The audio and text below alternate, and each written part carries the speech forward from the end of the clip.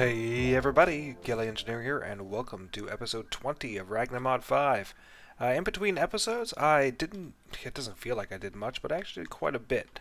So as you can see right behind me, I built down my little platform so that I didn't have to worry about mobs getting underneath it.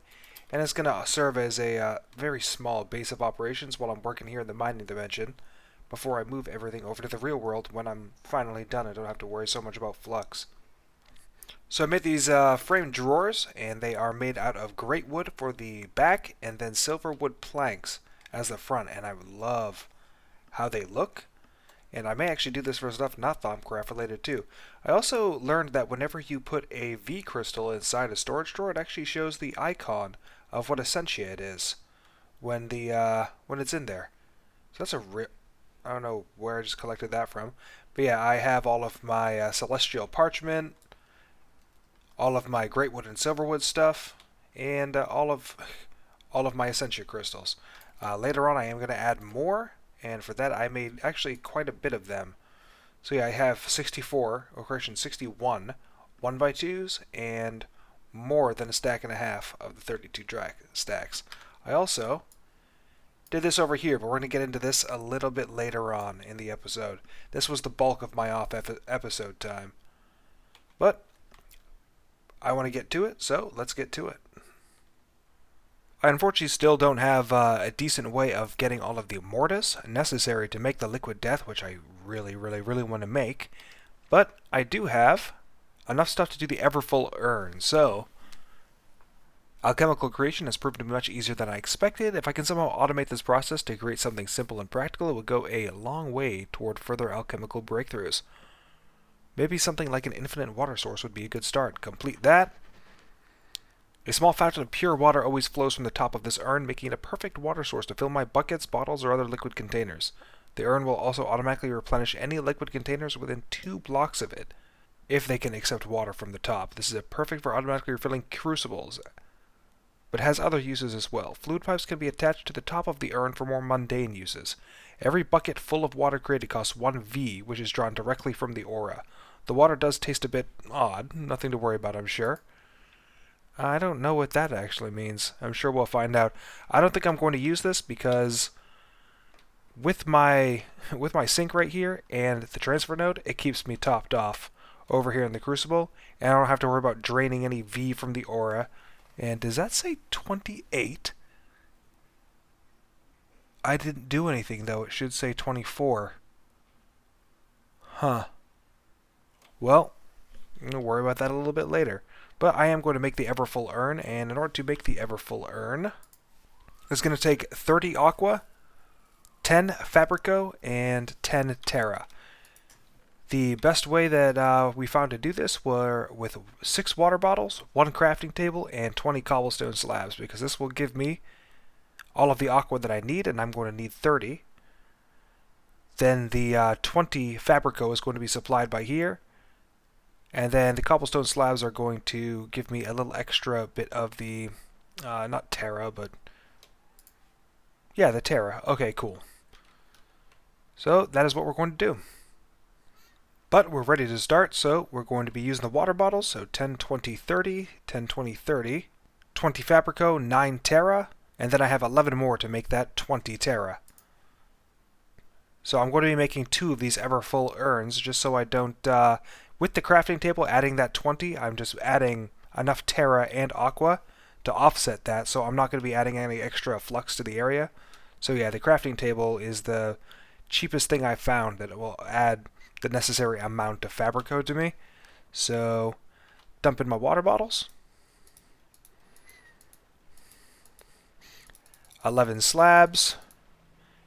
Flower pot. And I'm going to... Well, that was unfortunate. I only managed to make 1, so I messed up again, but that's perfectly fine. Gonna try to take all of the extra I can out of here. Oh, well, 2 flux is going to be released into the air. That's unfortunate, because the slivers are a 2-for-1 deal. Any 2 essentia I have in the crucible, I'm going to need 1 sliver to get 1 crystal. So, yeah, there's 2 flux added into the air as well. Oh, boy. But all of my spare All of my spare crystals are going to be Herba, Fabrico, Vacus, Aqua, and Ignis. All of my spare stuff is just going to be thrown in here for now until I have a better storage option for it. And then, oh yep, it released. And then down here we'll just throw all of the primals. I wonder what I messed up. Ah well, I at least have one Everfull urn, and I only released 2 flux into the air. I'm not worried about that. Can I not accept any more Terra? That just wasn't low enough. Alright, but Everfull urn is done. Let's check that off in the Thaumonomicon and move on. Alright, already checked off. Next we're going to be continuing on with Alchemical Metallurgy. So the next thing the book wanted me to make was Thaumium, and we tried this last episode, but I couldn't find the right things to combine in here in order to make the Thaumium. But we're going to try again this episode with some Mana Steel. I've been getting these from loot bags, and they give me 5 per Cancio. They also give me 10 Metallum, so I'm going to have to sliver some of that out. Luckily it's an even number, so no flux should go into the aura. And I'm going to make 3 of them. I only had 3 Mana Steel ingots because I haven't... Dang, that mob farm just keeps coming back to haunt me. So, throw in the Mana Steel. 1, 2, 3, 4, 5. And Iron Ingot. Can have 10 left over. There we go. I got some Metallum. I'm going to do this a couple more times. 1, 2, 3, 4, 5. There we go. Ah, this is wonderful. So I'm actually... So instead of doing this like I was doing before, where just throwing in all of the ingredients regardless and then trying to throw in the catalyst, I'm just going to do this one at a time and won't be messing up like I did last episode and the last clip where I messed up. So 1, 2, 3, 4, 5. And with any luck, I won't have to...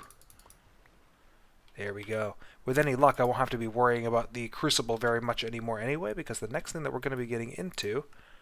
and then once we make 32 of these... No, thank you. The next thing that wants me to complete that, and then it wants me to make Thaumium. Oh my stars! I need to find a better source of percantium. Our next stage is essentia smelting. So I see a time fast approaching where I will need to have ready access to multiple different kinds of essentia.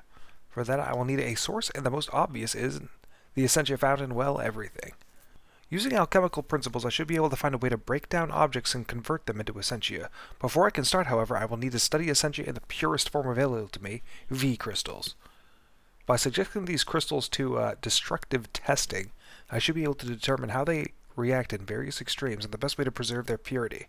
I should start with primal essentia, and I have all 6 of the primal V, all the primal V crystals in my inventory. Complete that. Oh my word. Oh, wow. Okay, my experiments are promising, if a bit unpredictable. Fortunately, the fires were easily quenched and my hair should grow back in a few days. It seems melting objects down in a special alchemical process is my best option. Unfortunately, my tests so far have been on primal crystals. I should also test on my findings on crystals containing secondary essentia, that is, essentia made up of a combination of 2 primal aspects. A third tier known as tertiary essentia also exists, that is, essentia made up of a mixture of primal and secondary aspects, or 2 secondary aspects. So I need to find all these crystals. Son of a gun. Alright, here we go. We're going to get a little crazy, but I have 2 bones, 2 iron nuggets, 2 glass panes, 2 snowballs, 2 torches, 2 trap doors, and 2 droppers. And then I'm just going to sliver everything out until I have what I need. So you see the dropper is going to add a lot of essentia to the mix, but I have 26, 10, 7, 5, 5, and 5. So I have 2 of them just so everything is even and I don't have to worry about spreading any void into the aura. And that's the case with all of these. So I really only need 1, but I'm throwing in 2 so it's all an even number. I don't have to risk throwing the aura in. So 2 bones. There we go. Alright, so I have 2 of the crystals I need here, Mortus and Victus. Iron nuggets. Alright, 2 glass panes. 2 snowballs. 2 torches. Everything's an even number. Excellent. 2 trapdoors. Everything was an even number. That's fine. And 2 droppers. Here's where it gets crazy. I'm going to need more slivers in order to take care of all this.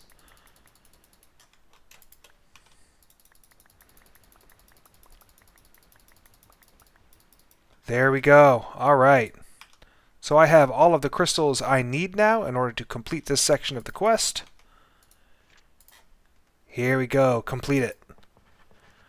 Alright, I have managed to break down all of my samples of primary and secondary essentia into a liquid state. The process has been slow and tedious, however. Until I simplify the process, it will never be practical for large-scale usage. Luckily, extracting essentia from objects has a lot in common with the smelting of metals. Using a furnace as a base, I might be able to create an essentia smeltery that automatically melts down items and separates out the individual types of essentia. And that's what we're going to be doing. So I'm going to need 2 brass plates, ignis, and some cobblestone and a furnace. No problem there. Oh, and a crucible. Great. Alright, here we are with our 5 cobblestone, a furnace, 2 brass plates, ignis, and a crucible. It's going to cost 47 V to do it. I have my 5% discount due to my goggles. I have moved my table to another area, just very briefly. There we go, essentia smelter. I'm going to put it back, but at the very least I don't have to worry about the depleting the V in the chunk I'm actually set up in base in. So I have my essentia smelter. I'm going to place it down, scan it immediately. Beautiful. And check and see what the Thaumcraft says. Complete. I've drawn up the plans for an essentia smelter. The smelter works much like a normal furnace. By burning coal to produce heat, but instead of smelting ore into metal, it breaks down objects into a slurry of raw, unprocessed essentia.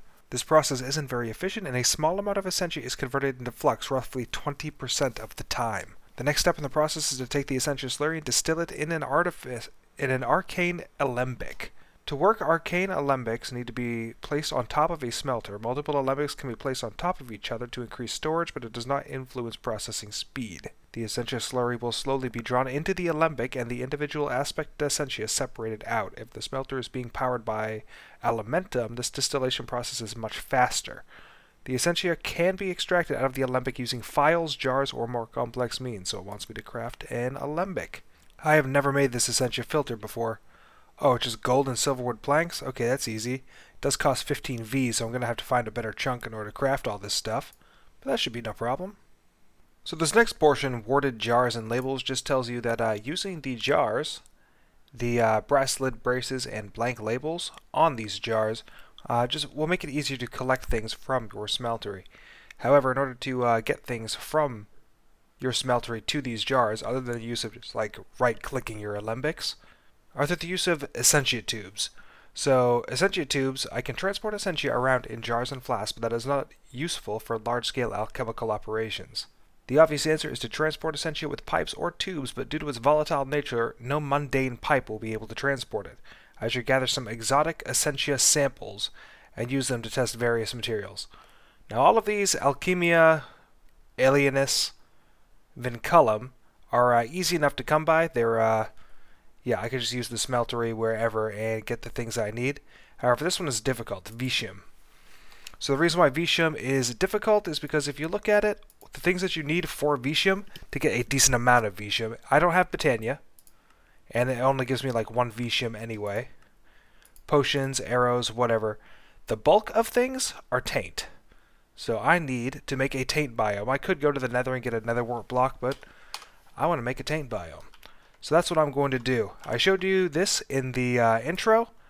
This is where we'll be making our Taint Biome, and I'm going to travel there real quick because I forgot to make a home for it. But yeah, we're going to be traveling there real quick, and when I get there, I'll explain what I did, how long it took, and what we're going to be doing with it. Alright, here we are. This is going to be my Taint lands. It just sounds really weird to say. So in between episodes, what I did was I dug all the way down to bedrock. This is a stupid idea. I dug all the way down to bedrock and then placed water all along the edges. The reason why I did this, and there's also a 3-block gap, is because once all of this area is taint, taint should not be able to spread across water but I put the 3-block gap there just in case. I also erected this wall because once these mobs get affected by taint, then they can spread the taint just by walking. So I don't want something to get into the water and then around to this area. Of course, it's probably going to go horribly wrong. I should just make another gap, but I'm not going to. So we're going to make this area a taint land. So I'm going to put down a bucket of lava, piece of dirt, crucible.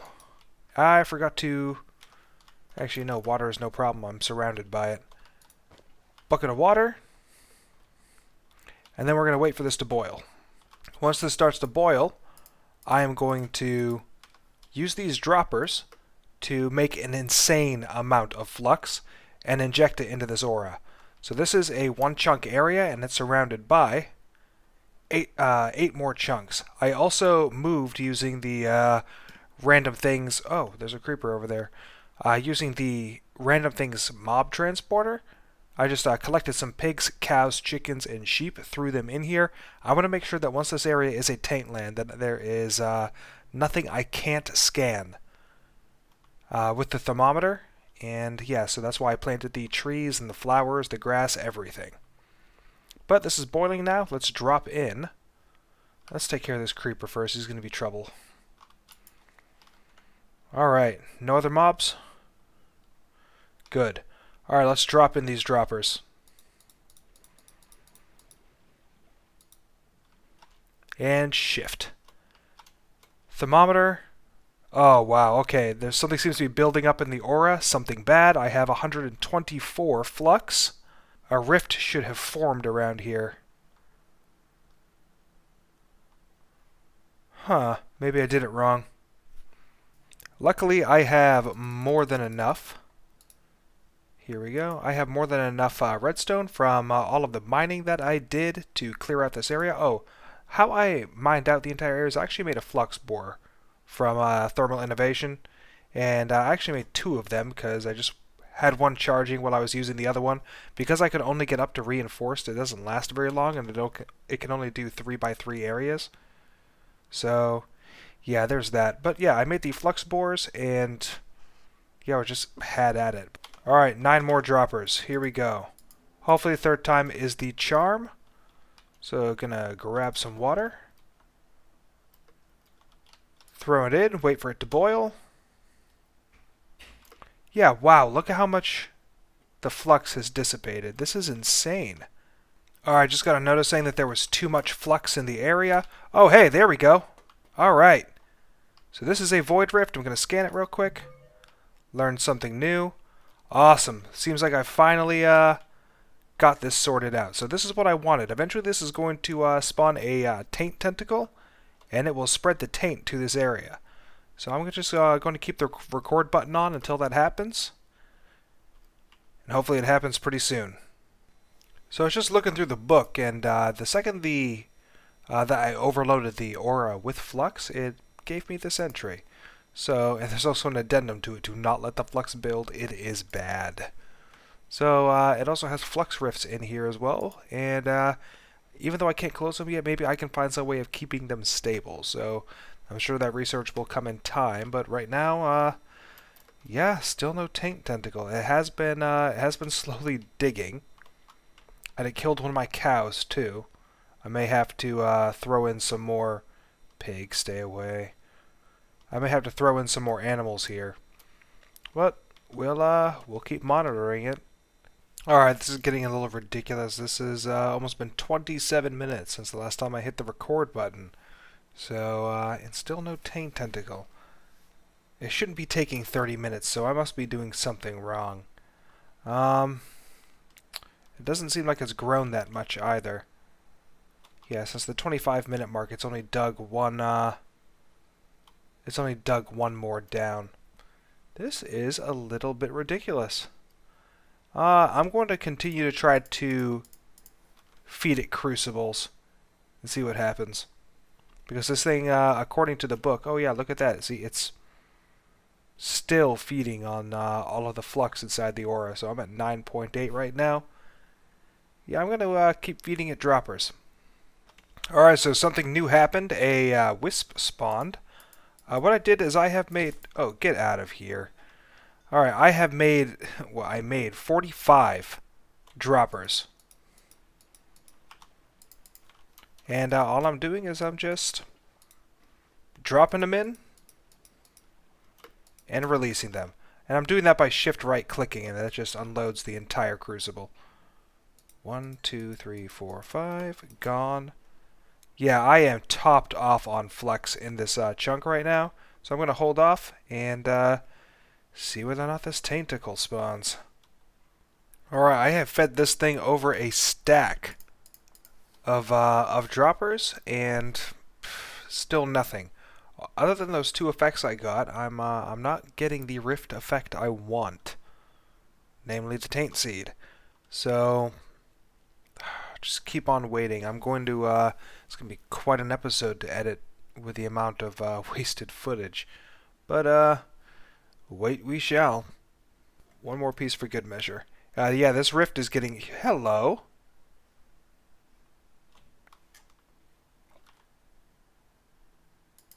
Why did I get that crystal? Why did... If a mob dies in the presence of a rift, does it drop a crystal? Well, one more time. I'm just going to clear it out. Since apparently overflowing isn't the thing to do anymore. So I remember in Thaumcraft 4, a taint seed could spawn if you overflowed the cauldron. And yeah, I guess that's not a thing anymore in Thaumcraft 6. Alright, the rift just disappeared. When it disappears, it should have, if it disappears on its own, it should have dropped the taint seed. What in the world? Yeah, I'm at 440. I made another couple stacks of droppers. Ah, man, I wish I had got that on camera. Whoa, whoa, whoa, whoa. Taint poison. Alright, I do have a taint seed in here, so let's wait for it to spread. Waiting for the taint to spread may be a little bit longer than possible. Well, than I thought, because two new rifts just opened. They're still within the walls, so I should be fine. Huh. Yeah, the flux isn't even... Well, it is bad, but... Oh! And flux is raising, too, so the taint is spreading. The taint will... Let's see here. 235... 290. Okay, so taint's going down here, taint's going up here, so it's just balancing itself between the chunks. But I do have two new flux rifts. Hopefully, if a third one grows, then I may have to abandon this area. But we'll see. We'll wait. Also, I think I have an explanation for why these crystals were showing up. I am not getting taint poison anymore. I think the taint seed spawned inside the earth. And since it spawned inside the earth, it suffocated and died and dropped the crystals. So apparently 3 taint seeds have... Shoot. Yeah, 3 taint seeds have spawned. And yeah, I've just been unlucky and it has not been above ground. So, back to the waiting game. Oh, okay, so we finally got one above ground even. And it is spreading taint excellently. This one's still open. I'm worried about it because the taint could spread past my moat. But with this one, I'm just going to wait a little bit and get this taint to spawn. Alright, there we go. So I just killed the taint seed, and everything should be going back to normal. But in the meantime, I'm going to scan everything I can. Oh.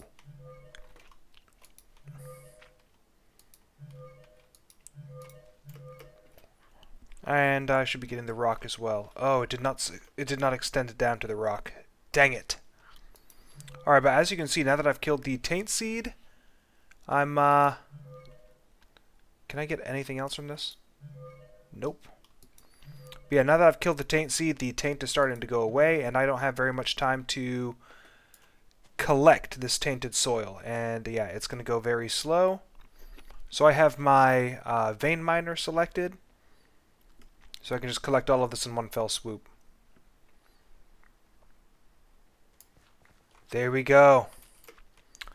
Alright. And what are you? Yeah, still more tainted soil. Wait a minute. Did it not collect?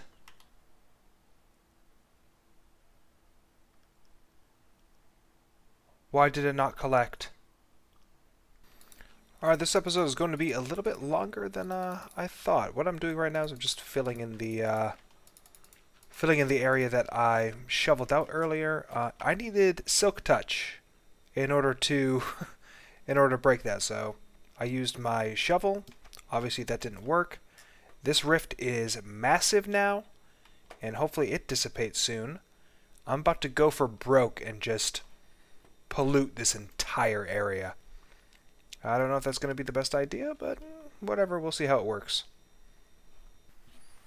Alright, I have the flux level at 921 and decreasing. It should be pandemonium here right now. Oh, hang on. We just got a taint seed. Awesome. And we have another rift right here. Awesome. Alright. I'm going to keep the pandemonium up. I'm going to continue making more droppers. There's probably a better way, but droppers are cheap. Redstone, cobblestone. It's cheap. So, yeah, we're going to keep this up. Alright, here's that pandemonium I wanted. So, a large rift. How is the chunk doing right now? That's 654, so this rift is only going to grow larger. Hopefully spawn another.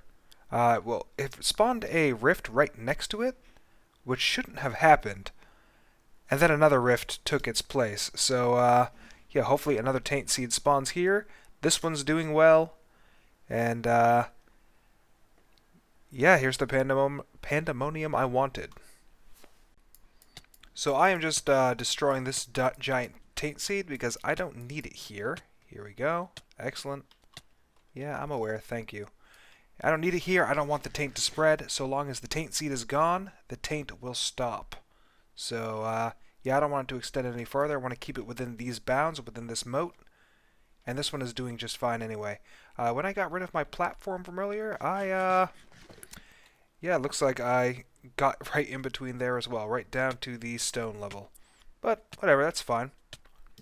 And I'm just going to wait for another taint seed to spawn, wait for this to go. Then I will destroy this and collect all of that wonderful soil. Alright, this looks good enough. So, except for these guys always coming up on my grill. But what I'm going to do is going to kill this taint seed again. And then, actually, I don't even need to kill the taint seed. We can keep this going perpetually. So, once again, using my Silk Touch this time. Going to collect up this tainted soil. And looks like there is not a mob near me right now, so it doesn't matter what tool you're using, it's always going to be this slow. And, well, at least in the 1.10 version. There we go. Alright, that's a pretty good haul. We got 2 and 21. Alright, let's head back to base. It should also be noted that I was wrong. When I destroyed the taint seed over here, I said that once it was destroyed, taint could not spread. Well, I had like 1 or 2 blocks over on this side, and yeah, all of this has spread because of that one little bit. So, and yeah, this small taint seed grew because of it. He still hurts, just not as much as the large one over there. And yeah, so do be careful that if the taint does spread outside of your safety area, destroy it immediately before it does spread, because tainted soil spreads to more tainted soil, spreads to more fibrous taint. I'm afraid I'm going to have to close this episode out. I know I did not accomplish nearly as much other than creating a massive taint biome, but creating that, well, not massive, but creating that taint biome took up a incredible chunk of my time. So as such, this is going to be Friday's episode. I'm going to release an episode on Saturday as well, going over all of the alchemy stuff. The things that we still have to do is, where did my smeltery go? Here we go. So my essentia smeltery, I'm going to upgrade it to thaumium. Going to make all of the jars. Going to make a system. I'm going to have to hollow out an area, I don't know, pretty far away because, as I mentioned before, the essentia smelteries have the ability to release flux, a 20% chance of releasing flux into the chunk. So I'm going to do this far away from my main area. And yeah, that's what I'm going to do in Saturday's episode. But I am Kelly Engineering. I hope that you did enjoy this episode. I will see you in the next one. Bye-bye.